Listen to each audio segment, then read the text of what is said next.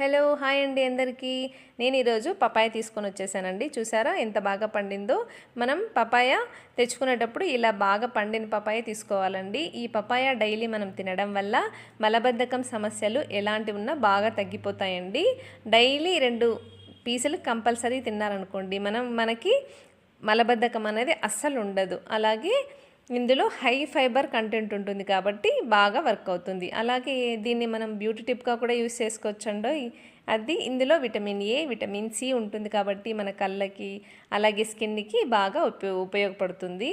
దీన్ని మన ఫేస్కి ఎలా చేయాలంటే పపాయ ముక్కలు తీసుకొని బాగా స్మాష్ చేసి అందులో పాలు కొద్దిగా తేనె మిక్స్ చేసి దాన్ని మన ఫేస్కి బాగా అప్లై చేసుకొని ఒక 20 మినిట్స్ వదిలేసామనుకోండి, అప్పుడు మన ఫేస్లో ఉన్న ట్యాన్ అంతా పోయి ఫేస్ బాగా గ్లోయింగ్గా ఉంటుంది.